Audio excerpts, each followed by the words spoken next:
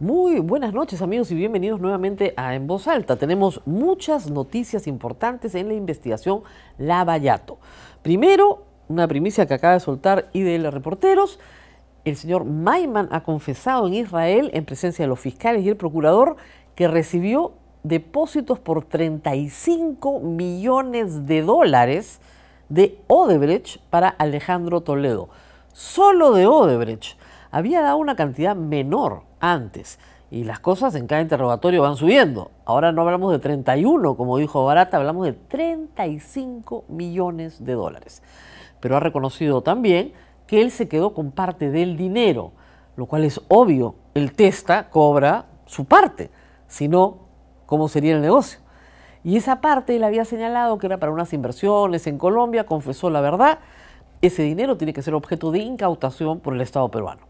Pero el señor Maiman es colaborador y por lo tanto tiene que prestar la colaboración para que el dinero sea devuelto al Estado peruano como objeto del delito, no como reparación civil.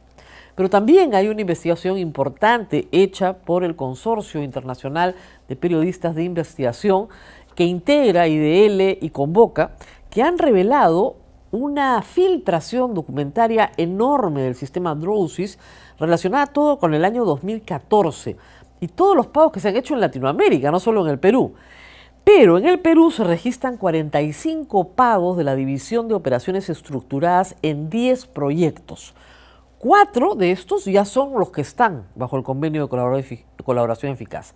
2, ¿no es cierto?, tienen un tema más bien de donaciones de campaña. Bueno, uno tiene un tema de donaciones de campaña, que es el de Rutas de Lima, y el otro, el de Chacas, digamos el sexto, es un proyecto que ya tiene sentencia, ya está enrumbado porque se avanzó muchísimo en Ancash. Pero hay 4 casos de los cuales no se tenía noticia. H2O Olmos, Chavimochic, una carretera en el norte del Perú, pero sobre todo el gasoducto. Estos 45 pagos suman 10 millones de dólares.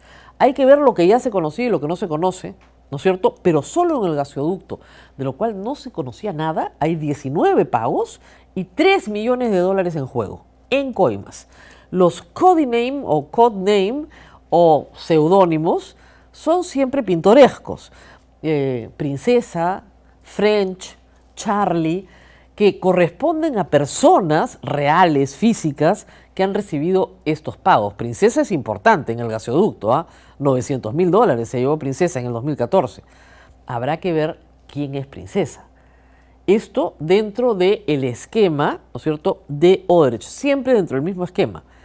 El esquema por el cual se generaban fondos lícitos, luego se metían en el sistema ilícito y se pagaban sobornos que eran autorizados por los líderes en cada país, que a su vez pedían a Brasil el dinero que se mandaba con doleiros a través de offshores, empresas en paraísos fiscales que pagaban a estas personas físicas finalmente. Todo un entramado, ¿no es cierto?, de protección para que no se descubra finalmente la coima. ¿Cómo llegaron estos papeles a este consorcio? A través de sus socios en Ecuador. Pero, conocida esta información, han saltado pues varios que han dicho, ¡ay, se cae el acuerdo con Odebrecht! No, señores, no se cae, se amplía, porque es un acuerdo abierto. Es un acuerdo que ha cubierto 4 contratos. ¿Tenemos más contratos a discutir? Los seguimos sumando, ¿no es cierto? Y se somete a estas personas a la información que, ojo, ellos mismos tenían que entregar. ¿Por qué? Porque ese sistema encriptado está a partir de ahora a disposición del Estado peruano. Ya tiene acceso a todo el sistema encriptado. Así que viene un festival de delaciones y nos vamos a enterar quiénes son todos los que están mencionados. Por el momento, Budián ya sabemos que es, ¿no es cierto?, el señor Castro, que está preso. También está Bolsa 2, también están Bermello, esos ya sabemos quiénes son. Hay uno nuevo, el señor Galarza, vicegobernador del Callao, conocido por haber planeado por teléfono el asesinato del señor Mandriotti, que también tiene problemas.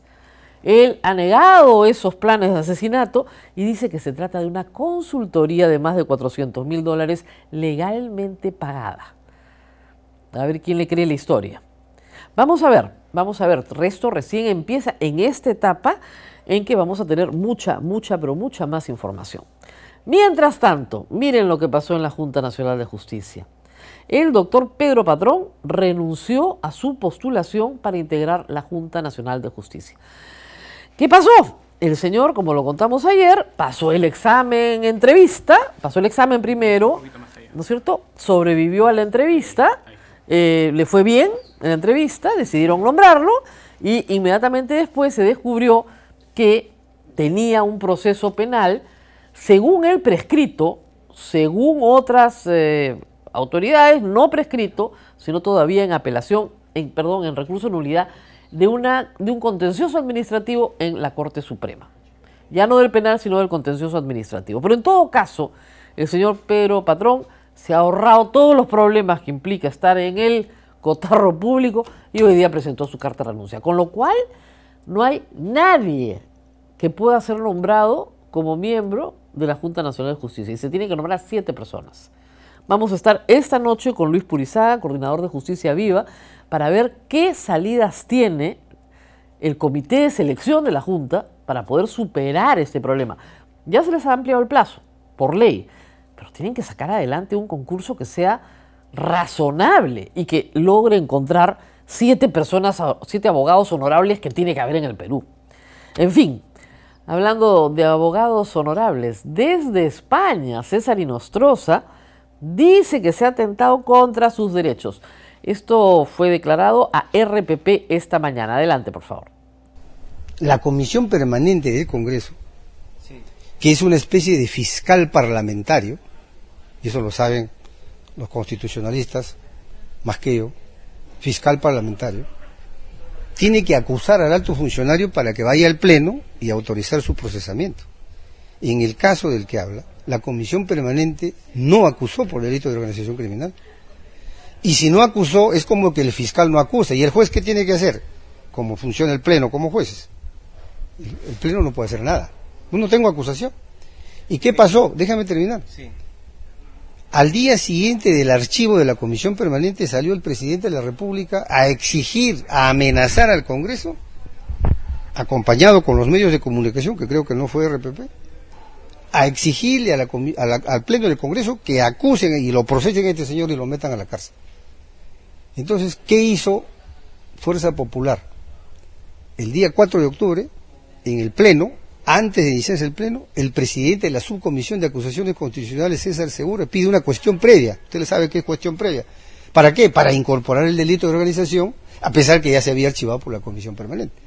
Eso es ilegal, es inconstitucional. ¿Y qué hizo el Pleno? Sin acusación de la Comisión Permanente, autorizó que me procese. Eso es grave, eso es violación de derechos humanos. El señor Inostroza se va a amparar en todas las leguleyadas posibles para no ser procesado. Ha sido juez supremo. Pero le falta un ejemplar de la Constitución en España como para entender algo que es un principio universal en el derecho constitucional y en el derecho parlamentario. El Pleno todo lo puede, porque el Pleno es la reunión de todos los congresistas. Y el Pleno, cuando toma un acuerdo, ese acuerdo tiene que encontrar un camino de materializarse. Al señor Inostroza no le gusta que lo procesen en otra cosa, pero tampoco le puede quitar el derecho político al presidente de la República de opinar. Porque así como él opina que es un perseguido político y no lo es, el señor presidente de la República opina que el señor tiene que ser procesado. Ese derecho de opinar no se lo puede quitar nadie, ni al presidente de la República, ni a los ministros, ni a los congresistas. Que vaya que opinan, y opinan duro y parejo. Algunos incluso con opiniones cuasi delictivas, como veremos en algún momento. Congresistas se pronuncian sobre las declaraciones de Inostroza. Escuchemos. Bueno, pero que dé nombres, pues debe conocerlas, que dé nombres, ¿no? Que dé nombres. ¿Usted cree que hay una persecución? No, yo creo que hay una persecución al delito, ¿no? Al delito, y sobre todo hay una indignación que jueces que nos juzgan a todos los peruanos y que en su poder está la libertad y la inocencia de las personas, estén comprometidos con el delito, sean parte de organizaciones criminales. Eso crea una total indignación, una desmoralización de la sociedad. Bueno, yo entiendo que el Congreso hizo lo que correspondía, que era tomar una decisión política al respecto, y me parece poco elegante acusar al Parlamento, que es una instancia nuevamente política, que ha tomado una decisión y que no condenaba a nadie, ¿no? Que sino simplemente habilitaba para poder hacer las investigaciones que corresponden. Bueno, pero ¿qué otra cosa puede decir él? O sea, ¿cuál es su estrategia legal? Acusar que hay persecución política, dilatar el procedimiento porque él está en el marco de un proceso de extradición, y precisamente una de las cosas que evalúa el proceso de extradición es si es que el juicio que se sigue en el Perú es un juicio que respeta las garantías de debido proceso o si se tratase de una persecución política. A él le conviene decir que es una persecución política, pero creo que un poco las pruebas, los indicios que se han mostrado hasta este momento... Yo creo que el Congreso no hubiera actuado si no se hubieran escuchado esos audios, y si él no hubiera hecho las llamadas, hubiera coordinado la forma como lo coordinó. Finalmente creo yo que él es el único responsable de sus actos y la situación que él el día vive. Miren, de algunas personas hay sospechas, ¿no? Pero de Inostroza hay pruebas. O sea, el señor Inostroza pedía desde un celular hasta unos tickets y un dinero y unos boletos para ir a ver el fútbol. Le pedía a todo de todos. Y negociaba las sentencias. Ustedes han escuchado su voz diciendo, violación. ¿Se acuerdan? ¿Qué ha pasado con la niña? ¿No? Está deflorada. ¿Y qué quiere? ¿Que le bajen la pena o que lo absuelvan? Y él... le dieron la presidencia de la sala, todos provisionales, el titular, presidente de sala, se la dieron cuando no tenía ni 2 años en el puesto, que es rarísimo, y a él le tocaba ver la casación de Keiko Fujimori, en esa sala. Y justo lo llama el señor Camayo y le dice, oye, quiere verte la señora acá. La señora acá le dice, así genérico, dime quién es. Bueno, la de la fuerza. Evidentemente es Keiko Fujimori. Hoy día lo negaba, decía, bueno, todos han dicho que es Keiko Fujimori, pero es evidente. Tenía la casación en su despacho. Es realmente escandaloso que el señor Inostroza no entienda que hay ahí, pues, delitos cometidos, ¿no? Y que además se trepa un avión, se fuga del país, hay que tramitar su extradición, hay que contratar abogados, le cuesta un montón de plata al Estado peruano traerlo de regreso, mientras él alega persecución política. Ojalá que los jueces en España vean bien este caso, la verdad, porque el señor Inostroza puede ser muy hábil en argumentar jurídicamente cualquier cosa, pero todos sabemos que tiene que venir al Perú y afrontar sus procesos en el Perú. Mientras tanto, y hablando de congresistas que opinan cualquier cosa, el congresista Becerril estuvo ayer en Chiclayo y fue entrevistado por nuestros colegas de la República en un programa, la verdad, muy interesante, muy sabroso, con intervenciones del público, ¿no? Con tweets, memes, todo. Aguantó a pie firme el señor Becerril. Pero esto es lo que dijo sobre la marcha del orgullo gay. Mañana hay un acto, mañana jueves, y el sábado es la marcha. Escuchemos lo que dijo. No podemos comparar en realidad los fines de esta agrupación con Mis Hijos No Te Metas, unas marchas totalmente pacíficas, tranquilas, dando muestras de cultura, muestras de una tranquilidad respecto a esta marcha que se va a hacer del orgullo gay.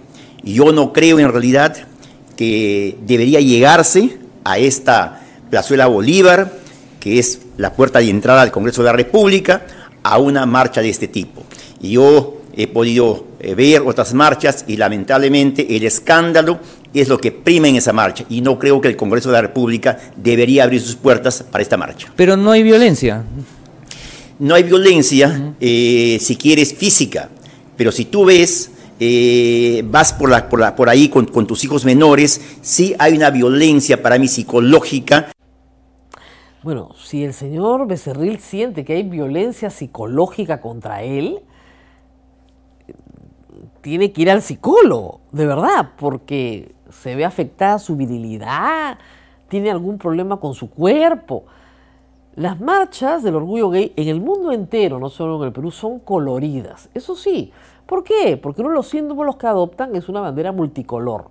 Entonces son coloridas, son alegres, son irreverentes, son divertidas, ¿no? No marcha la gente de negro con una vela en la mano, no. Las marchas de los Con Mis Hijos No Te Metas son bien violentas en sus mensajes. Porque es violento que un niño vea sexo anal, ¿no? Orgías escolares. Y hay que explicarle a un niño qué cosa es sexo anal y hay que explicarle a un niño qué cosa es una orgía escolar. Porque eso está en los carteles que patrocinan estas personas. No sé qué cosa es más violento, ¿eh?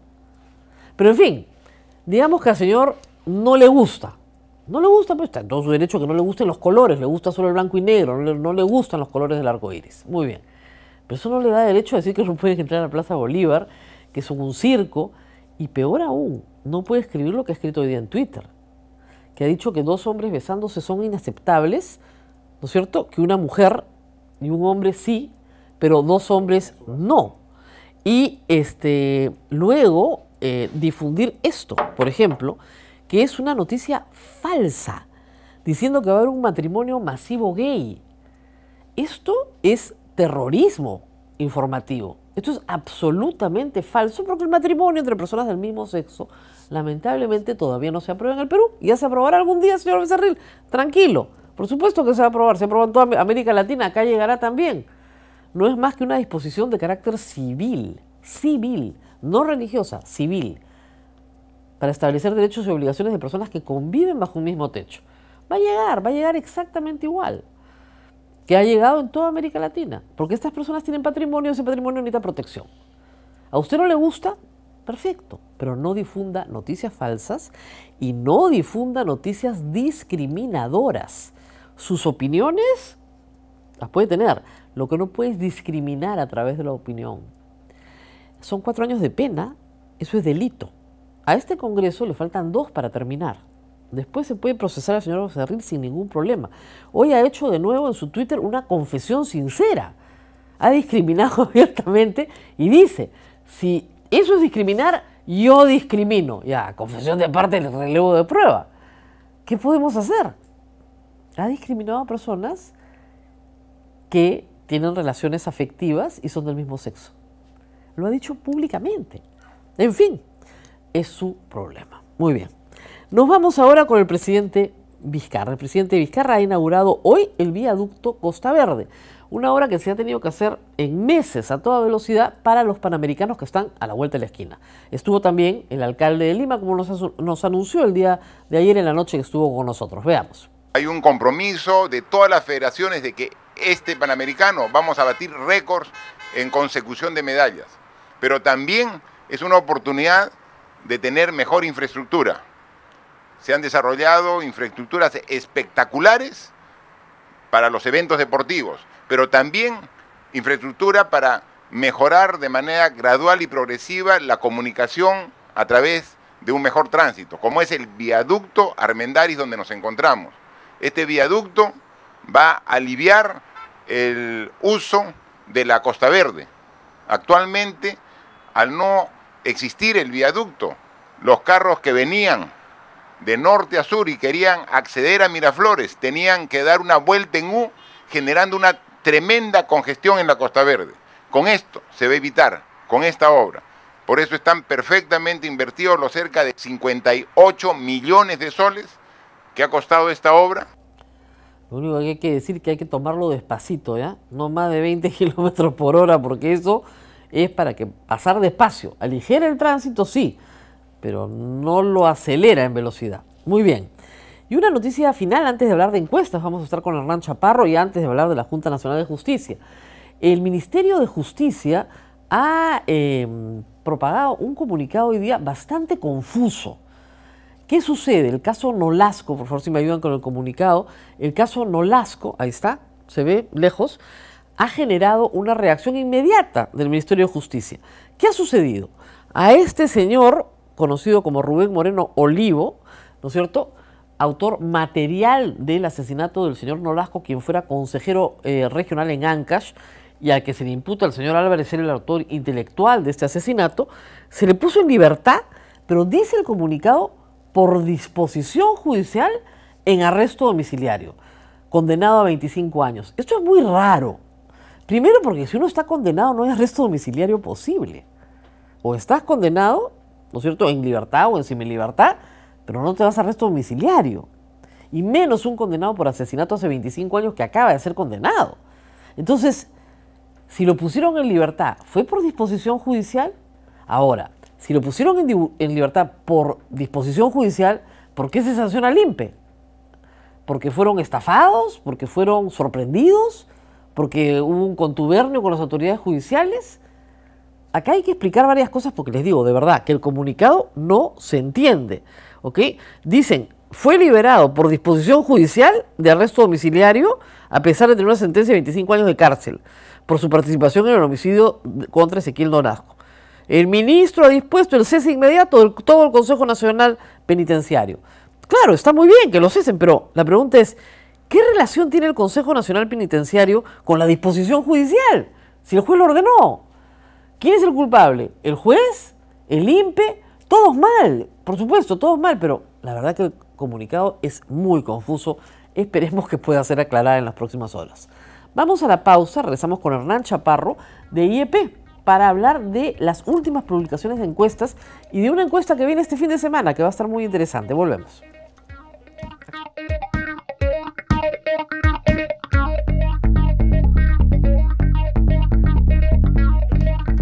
Bueno, y estamos con Hernán Chaparro, director de encuestas para IEP. Iba a decir director de IEP, pero es mucho título. Jefe del área, la verdad. Jefe del área de encuestas de IEP. Muchas gracias por estar con nosotros. Ryan. Y vamos a hablar de la última encuesta publicada, pero también de un evento especial, ¿no? Este fin de semana se va a hacer una publicación sobre el tema Venezuela, me parece, ¿no? Sí. Vamos a hablar de eso en un ratito, pero primero pasemos... El sábado o el domingo, pero en fin. El sábado para el domingo. Y vamos con el primer cuadro, por favor, el de la popularidad del presidente Vizcarra. Vizcarra se recupera, es el titular, y afianza apoyo a las reformas. Y ahí lo tenemos. La aprobación sube sustancialmente y la desaprobación baja también sustancialmente. Pero la pregunta que todos se hacen es, ¿por qué sube Vizcarra? Claro. ¿Por qué sube? ¿Por qué este resultado? Mira, hicimos unos análisis y que apruebe o que la gente lo apruebe o lo desapruebe, básicamente dos variables, ¿no? Una es el nivel de aprobación con la cuestión de confianza, o sea, que es un tema, que entramos si quieres un poco más de detalle luego, y el otro, que a algunas personas les suena raro, para mí es una sorpresa, pero ahí está la data, es la posición que la gente tome respecto a el rol del gobierno en la economía. O sea, cuando hay gente, y me explico, ¿no? En general, la mayoría, 65% aprox, dice que no está haciendo nada para reactivar la economía. Así es. Lo cual tiene sentido frente a los magros números que hay de crecimiento. Pero cuando tú ves ese mismo total, pero lo ves solo entre los que aprueban a Vizcarra, el 58% de esas personas dicen que sí se está reactivando la economía. Y eso te da el resultado total. Y al revés, la gente que desaprueba, el 82%, prácticamente todos, dicen no Vizcarra no está haciendo nada. ¿No? Entonces tienes estas dos miradas del país muy opuestas, pero bueno, son esas dos mitades, digamos, ¿no? Y eso es lo que te da. Ahora, la gente te puede decir, en materia de confianza, ahí estamos viendo el cuadro, ¿no?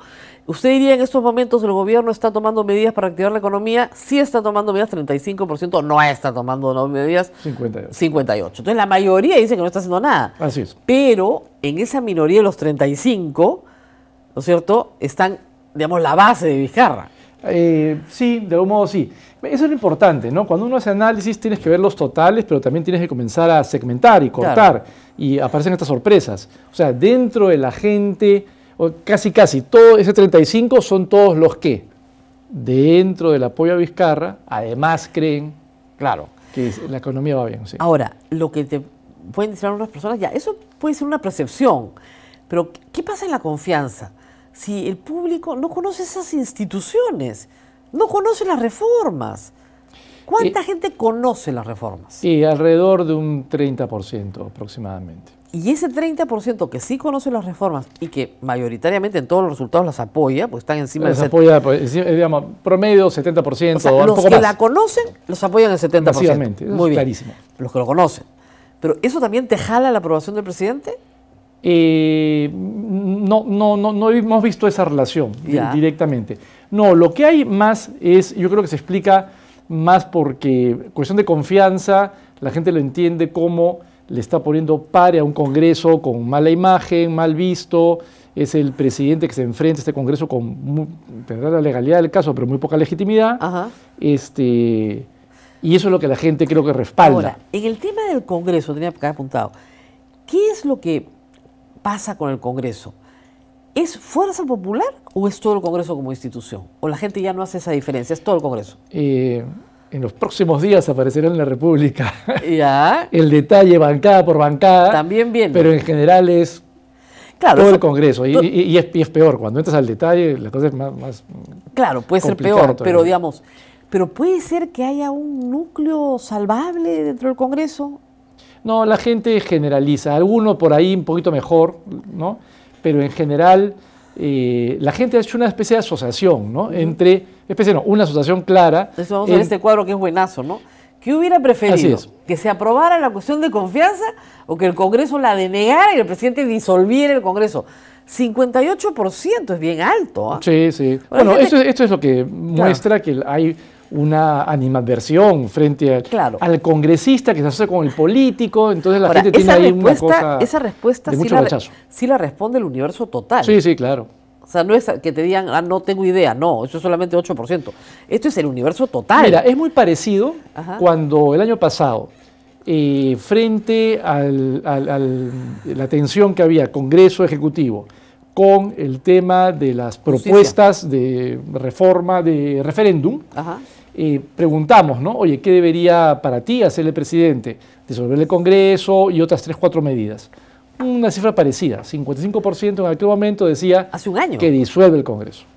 Entonces, es alrededor de este 55, 58, más o menos, de gente que termina apoyando a Vizcarra en estas confrontaciones que hay con el Congreso. Ahí está. Lo prefieren confrontando, digamos. Sí. Y además, si pudiera ser una disolución total, mejor. Sí, porque la gente lo que quisiera es que haya mayor fluidez entre Congreso y Ejecutivo. Que claramente hay un temperamiento que veremos pues desde el 2016 Todos los días, ¿no? Y lo vemos desde todos las los días. elecciones, ¿no? Mira, una cosa que es interesante, no sé si tengas ese cuadro ahí, pero hay dos cosas que me parecen importantes. Una es cuando le preguntamos a la gente, porque, digamos, sobre todo, digamos, no sé si solamente desde el fujimorismo, pero principalmente, por lo menos lo que yo escucho del fujimorismo, siempre están con este tema de el presidente debería dedicarse a La educación, anemia, salud, educación, salud, etc. Cosa que es verdad en el sentido que es importante, Así es. la gente lo pide. El tema está que la gente no pide solo eso, Exactamente. ¿no es cierto? Cerca del 70% les hemos preguntado, ¿quieres solamente educación, no sé qué? ¿O quieres las dos cosas, reforma y eso? Y la gente Así claramente, esa es lo que tienes ahí. El gobierno debe mantener su participación en el debate sobre la reforma política y a la vez poner más atención a la reactividad económica, mejorar la seguridad ciudadana y otros temas urgentes para el país. 71%. Bueno, está clarísimo, te das cuenta. 71%. Y en la otra es, el gobierno ahora debe dejar que se debate en el Congreso la propuesta de reforma política para concentrarse en la reactivación. Ahí estamos en 27%. Así es. Mira, y otro tema que es interesante es pues, cuáles son las verdaderas peleas políticas, o las batallas, digamos, políticas, es, para que no estén diciéndonos digamos, que estamos inflando cifras ni nada, dijimos, vamos a proyectar al total. ¿Quiénes están informados sobre la cuestión de confianza? ¿Y 60 y quién no tantos. se enteró? 63%. Así, entonces, 35 no tienen idea. más o menos no está ni enterado. Perfecto. Entonces, la foto es, y además preguntamos, ¿no? Oye, este pedido de confianza, ¿era importante o la verdad no vale la pena que Vizcarra se dedique a otra cosa? Bueno, tienes que casi la mitad, 47% aproximadamente, te dice que sí, la cuestión de confianza era importante. O sea, Vizcarra... Pecha, ¿no? pecha. Ya. Ahora, es curioso. ¿Y cuál es el otro porcentaje? Los que no se enteran. Entonces, la política es los que quieren hacer cambio y los que han cambiado de canal a otra Claro, cosa. que no quiero ver. No quiero ni ver. Me voy al streaming. Así Ya. es. Entonces, Claro. No quiero saber. La gente que se opone al cambio, más bien no llega ni al 20%. Claro. O sea, el tema es, ni me entero porque estoy hasta la Claro, coronilla. el indiferente, digamos, crece. Esa es la gran batalla, ¿te das Claro, cuenta? el que quiere el cambio también, pero el que se opone al cambio es diminuto. Así es. Complicado. Ahora, lo que nos están diciendo estas encuestas, que es curioso, es que hay un grupo de gente, 58%, que quiere que se cierre el Congreso de todas maneras. Del Sí. universo total. Sí. Y del universo total también hay un 35% que no se enteró de qué pasó, de Así la es. cuestión de confianza. Así es. Ahora, Así es. también del universo total, solo el 30% conoce la materia de la cuestión de confianza. Y claro, porque la verdad es que mira, yo estoy seguro, bueno, según tú estás, incluso algunos congresistas, no lo sé ya tanto, pero puede ser, pero o sea, el nivel de conocimiento ya de la propuesta en sí es menor, y como yo digo, oye, ¿eso qué cosa quiere decir? Que si no sabes que tienes una enfermedad, ¿no estás enfermo? Claro. O sea, no, así no es la cosa, ¿no? Claro. O sea, además, mira, el consumidor, el ciudadano, se vincula con un nivel parcial de información. Entonces es cierto que no todo el mundo tiene por qué conocer el detalle. Acá lo interesante es que se apoya una propuesta de cambio de la cual se tiene una cierta referencia. Esa es un poco la figura, digamos. Claro, ¿no? Nadie lee pues, el dictamen de hoy y lo compara con el de ayer. Es complicado. Ahora, el tema Venezuela, que parecía que la popularidad de Vizcarra sube por el tema Venezuela, y fue interesante porque el campo de ustedes es inmediatamente después del anuncio de que entrarán con pasaporte, y que no solamente era el tema de la cuestión de confianza, sino este tema de Venezuela, donde el 60% están de acuerdo en que se pide pasaporte. ¿Qué tanto jaló la popularidad de Vizcarra? Mira, de nuestro análisis, no mucho. No mucho. No mucho. A pesar de que al 60% le parezca una buena medida. Bueno, ¿a qué voy? A ver, es que hay un matiz ahí. Puede que haya tenido que ver con el cambio de giro, pero en nuestro análisis no ha impactado tanto. Y te lo explico por qué. Porque si tú ves los que apoyan a Vizcarra y los contrarios a Vizcarra, todos están de acuerdo con ser más restrictivo con los venezolanos. Claro. Ah, ok. ¿Te das cuenta? Entonces es neutral, claro, el resultado es suma cero. Claro, o sea, digamos, por lo menos en el impacto de aprobación-desaprobación, claro, en el mes no impacta. No impacta necesariamente. Ahora, hay ahí, claro, hay lo que hay es, en fin, en el informe más ampliado, porque ahora hemos publicado solamente 2 o 3 preguntas, en el informe más ampliado vamos a poder ver de dónde vienen esos temores, pedidos, demandas, la diferencia entre la mirada pública y el contacto cara a cara, cuando conoces a alguien de cerca, son también matices ahí interesantes, ¿no? ¿Y esto se va a publicar el fin de semana? Entiendo que el sábado, domingo, o sea, creo que el domingo. Sí. ¿Qué pensamos de los peruanos de los venezolanos? Y de la política migratoria del gobierno. Y de la política migratoria. Porque es un poco el tema, ¿no? O sea, personal, y esa es la opinión mía, ¿no? O sea, tiene que haber una política migratoria. Jamás hemos tenido 800.000 personas. Claro, de otro país, nunca. Ya, desde la conquista española no llegó tanta gente de otro país. Pero entre eso y digamos, ir como quien despide al pariente en el aeropuerto, a decirle váyanse, la verdad que eso no es política pública por ningún lado, ¿no? Claro, ¿no? Y la xenofobia sobre todo, ¿no? La idea de que una persona, porque tiene una nacionalidad, ¿no? Ladrón, sinvergüenza, mujer coqueta o cosas por el estilo, ¿no? Mira, pero sale eso le preguntas. Algunas de esas cosas, Aquí sí. Interesante. Sí. Y la otra encuesta sobre el Congreso, ¿cuándo la van a publicar? Mañana. Mañana. Bueno, no se la pierdan mañana, por favor. Donde nuestro Congreso va a pasar por una radiografía de opinión pública. Lo que estamos preguntando, bueno, las preguntas de monitoreo que hacemos de evaluación del Congreso, del presidente del Congreso, pero también hemos hecho una pregunta sobre el nivel de conocimiento de los grupos parlamentarios. Exacto. Y evaluación de cada uno de los grupos parlamentarios. Porque es interesante en este caso, muchas veces el presidente del Congreso ha representado, si no a todo el Congreso, por lo menos a su bancada, ¿no? O a la mayoría. En este caso, el presidente del Congreso está enfrentado con su bancada y culpa a su bancada del desprestigio del Congreso y de estropearle su trabajo. Entonces, conocer las respuestas separadas va a ser bien interesante. Sí, y además un detalle ahí es que el nivel de aprobación de Salaverry era bajo, ¿no? Y en el momento que él decide, a su manera, digamos, apoyar el proceso de reformas y cambio. Así es. Bueno, creció hasta este 27 que tiene aproximadamente, en el cual luego se ha mantenido, pero por lo menos da un mensaje de cómo la ciudadanía responde cuando ve por lo menos la intención de hacer algo diferente y en cierto sentido, digamos, ahora, bien público, ¿no? La verdad es que si los políticos leyeran las encuestas, yo creo que a veces no las leen, entenderían que no se trata de gobernar en contra o a favor de las encuestas, ¿no? Sí, pues no es eso, ¿no? Sino se trata de, por lo menos, escuchar lo que la gente te está diciendo, ¿no? Así es. Y habría que entender también, porque habían habido acusaciones contra las encuestadoras este fin de semana, de acá no se le paga a nadie, ¿no es cierto? Estos chats de las empresas mermeleras que reciben, ¿no? Sí. Lo de siempre. Esta es la opinión de la gente. ¿Cuánta gente ha sido entrevistada acá? nacional, urbano, 1.200. rural. A nivel nacional. Así es, así es. Es la opinión de la gente. Y sí, y mira, es lo que el ejemplo que yo me pongo, ¿no? O sea, todos los bancos líderes en este país hacen estudios, encuestas de todo tipo. ¿Qué les dice a un banquero de mercados grupales, encuestas?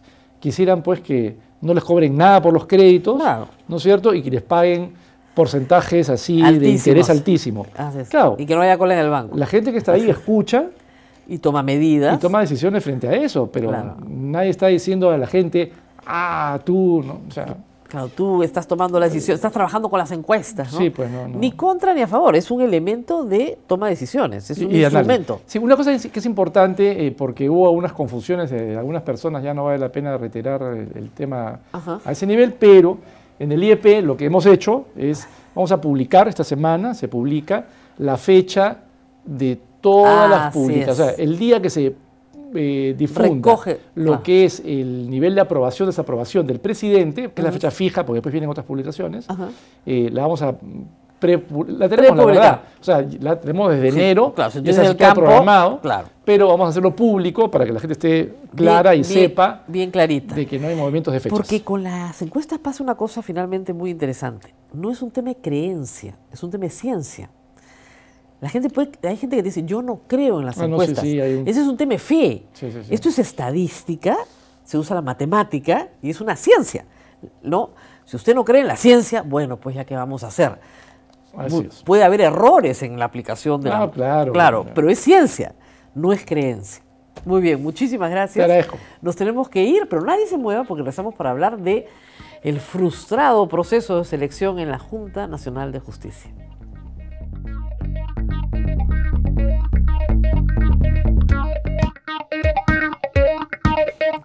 Muy bien, y estamos nuevamente con ustedes para hablar de lo que ha pasado con la Junta Nacional de Justicia. Luis Purruzaga es coordinador de Justicia Viva. Ellos desde el IDL también siguen hace mucho tiempo y han presentado mucha batalla con lo que fue el Consejo Nacional de Magistratura, pero ahora hemos cambiado, claro, hay gente que dice hemos cambiado mocos por babas, pero no es verdad. Pero ¿qué podría hacer a partir de ahora la Comisión de Selección para lograr constituir una buena junta, una junta razonable? Sí, bueno, gracias por la invitación, Rosa María. Bueno, comenzar diciendo de que es terrible los resultados que tenemos. Nosotros alcanzamos en 2 oportunidades recomendaciones a los Para que la gente entienda, lo dije al principio, ¿no? El único que resultó elegido renunció. Sí, entonces es terrible. Los resultados casi después de 6 meses de iniciado todo este proceso, después de que la evaluación de conocimiento solamente quedaron 3. Cuando ocurrió eso, nosotros recomendamos de que lo ideal en ese momento hubiera sido declarar nulo ese proceso. Y volver a empezar. Porque, claro, exactamente, porque estábamos hablando de un concurso público de méritos. Se tenían que elegir 14, 7 titulares, 7 suplentes. Si solamente quedan 3 candidatos, a nadie le quedaba claro dónde está el concurso ahí, ¿no? Claro. Entonces, nosotros éramos de la opinión, y así lo expresamos, de que lo ideal en ese momento era declarar nulo, hacer una revisión de las bases, que la comisión especial hiciera una revisión de las bases y llamar a un nuevo concurso. Ahora, empecemos de nuevo porque ahora sí va a haber un nuevo concurso. Muy bien. El examen escrito múltiple opción, que jamás tomamos en una facultad de Derecho, nunca, porque en el Derecho no funciona con soluciones únicas. Exactamente. No siempre soluciona con... Es muy difícil de aceptar como un mecanismo válido para establecer competencia jurídica, porque además... ¿Qué es lo que estamos buscando con estas personas? Exacto. ¿Que resuelvan casos o que elijan jueces? Y nosotros creemos de que eso parte también de un diagnóstico que creemos de que no ha sido el apropiado por parte de la Comisión Especial. Primero habría que ver qué nos ha llevado a este escenario, ¿no? El CNM y los problemas que tuvo. Entonces, a partir de eso tenemos que ver cuáles fueron los problemas que presentó ese CNM. Los problemas de ese CNM era de que tenía miembros que no conocían el derecho, no conocían la práctica jurídica. A nosotros nos parece que no. Que incluso conocían bien, ¿ah? Que la conocían bien. Entonces, veamos, por ejemplo, el caso del señor Guido Águila, ¿no? Que hasta tenía una escuela que preparaba magistrados, ¿no? Entonces, si no partimos de hacer un diagnóstico correcto de cuál fue el problema con el CNM anterior, me parece que tampoco va a quedar en claro qué perfil es lo que estamos buscando para los miembros de la Junta. Si estás buscando un operador de normas, el examen puede ser razonable, ¿no? Porque es un mero operador.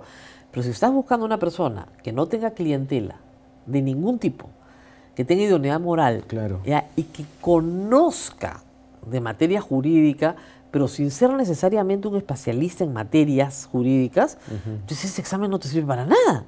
Ahora, la ley pide examen. ¿Cómo se puede resolver ese obstáculo? Es cierto que la ley establece, son 4 etapas, ¿no? Primero la evaluación de conocimientos, luego la evaluación curricular, luego las pruebas de confianza y por último la entrevista personal. Pero también es cierto de que queda criterio de la comisión especial establecer qué tipo de evaluación de conocimientos se va a tomar. Ahora, de esta experiencia triste que hemos tenido, está claro de que la evaluación de conocimientos a partir de un examen objetivo para marcar 50 preguntas, 5 opciones, incluso hasta con trampa, ¿no?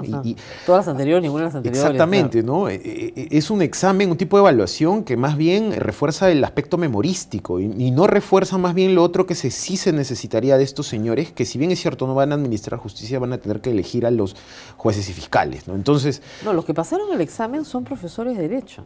Sí, entonces... Claro, porque tienen la memoria muy activa, porque están dictando. Claro, entonces a nosotros nos parece que hay otra forma de poder evaluar conocimientos, que bien lo podría establecer la comisión especial, podría ser resolución de casos, un ensayo acerca como son los tema. Exámenes en la universidad. Exactamente, acerca de un tema en específico. ¿Cómo nos hacían resolver los exámenes? Chicos, con todo afuera. Claro, con la Constitución afuera, con todo afuera. Trae tu ley lo que quieras, tu enciclopedia, lo que te provoque tu computadora. Con todo afuera, ese es el caso. Sí, además, porque claro, ahí coincido plenamente, lo que se busca ahí, por ejemplo, y sobre todo en la preparación la preparación jurídica es ubicar y saber dónde está lo que se está buscando. Eso es lo que necesitas, para un abogado necesita saber dónde buscar, que es básicamente criterio. Exacto. O sea, criterio y idoneidad moral. Sí, tal cual. Y obviamente revisión de currículum. Entonces podría ser un examen de criterio. Sí, exacto. La evaluación de conocimientos tendría que medir eso. Ahora, pueden decir, y ese es el problema, señor, eso es arbitrario. Señor, me está usted descalificando arbitrariamente. En cambio, ponte a pensar en los zapatos de los miembros de la comisión. Un examen objetivo es absolutamente imparcial.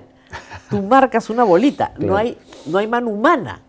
No, entonces, desde ese punto de vista hay que entender que ellos no querían tener que asumir una responsabilidad respecto a una impugnación por una evaluación subjetiva. Claro. Mira, y puede ser cierto lo que tú indicas, pero vamos, tienen que asumir la responsabilidad. No, sí, claro. Definitivamente. Entonces, y al final la asumen, ¿no? Claro. Porque en el caso de Lecaros, por ejemplo, ha tenido no una entrevista, como decía en la mañana el doctor Sabacho, sino un interrogatorio con el doctor Cubas, que es una persona jubilada de la Fiscalía, que justamente tiene más de 70 años, que no tiene clientela, que es profesor universitario y que sería perfecto en su perfil. Y lo destruyó, imputándole un supuesto montesinismo. Ahora, como tú bien indicabas también hace un momento, aquí el problema de fondo o lo que debería primar en la búsqueda del perfil de los miembros de la Junta Nacional de Justicia es evitar la posible interferencia en el futuro de redes, de la existencia de redes. Bueno, ¿no? y también interferencia política. Exactamente, redes tanto en la política como también dentro del mismo Poder Judicial. Hay ahí un asunto bien serio en la ley, bien riesgoso, que no ha sido modificado, que es que basta con pedir la suspensión de la militancia. La licencia. La licencia, ni siquiera suspensión, la licencia de la militancia para poder postular. Eso, por ejemplo, nos parece terrible, ¿no? Y eso es algo que nosotros habíamos detectado antes y nos parece que debía haberse modificado en la ley orgánica. Claro, que dicen que la participación política es un derecho constitucional que no puede ser recortado. Mire, pero por eso la cuestión es que hay que darse cuenta cuáles fueron los problemas que presentó el CNM. Entonces, si partimos de establecer, digamos, estos parámetros en abstracto, entonces podemos justificar muchas cosas, ¿no? Podríamos justificar este examen de conocimientos, por ejemplo, que tuvimos, que es un examen para marcar.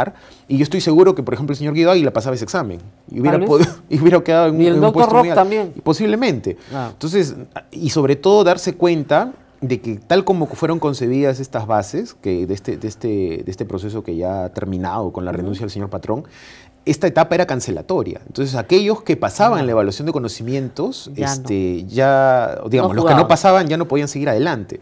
Entonces, eso también, darle este peso de evaluación cancelatoria a este tipo de evaluación de conocimientos como primera etapa de toda la evaluación general del proceso de selección, a nosotros sí nos preocupa. Ahora, hay una experiencia en el Perú un poco extraña, porque se hace en tiempos dictatoriales, que es el Tribunal de Honor. En el Tribunal de Honor se descabeza toda la Corte Suprema, golpe de Estado, obviamente, es dictatorial, pero se llama a 5 abogados respetables que no tenían ninguna, en ese momento, participación política de ninguna naturaleza, y los llaman de las mejores universidades, y por invitación ustedes nombran a los jueces y fiscales. Y se nombra una buena Corte Suprema, y se nombra a los jueces que después son los jueces de Montesino, los jueces de Abimael Guzmán, probablemente la mejor generación de jueces que ha habido.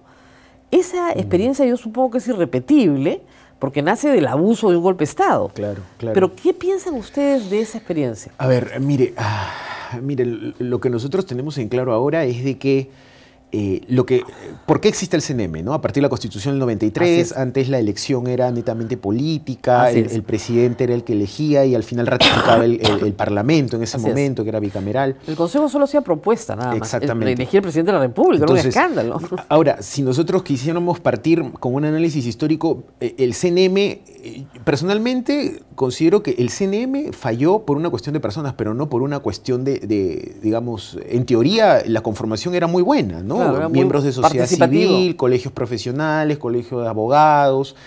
Digamos, en teoría, esa representación, esa conformación del CNM, que tenía un alto grado de representación de sociedad civil, se entendería que debería haber funcionado, pero cuando nos estamos yendo en el concreto, nos estamos dando cuenta que el sistema que en teoría se veía muy bueno, fallaba porque estos señores estaban acá. Pero lo que nosotros creíamos, era de que, por ejemplo, ¿no? ¿Qué hubiera pasado si este mismo requisito de que ¿cuál ha sido el requisito para elegir a los rectores de la comisión especial, por ejemplo, ¿no? De que sean 50 años y que sean universidades licenciadas.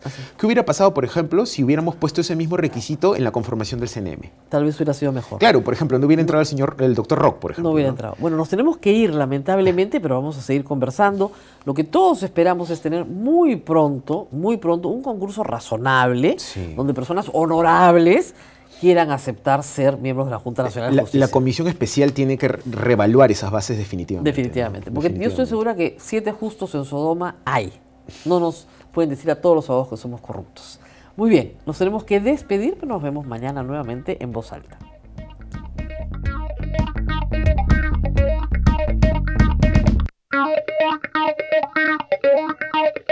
Thank you.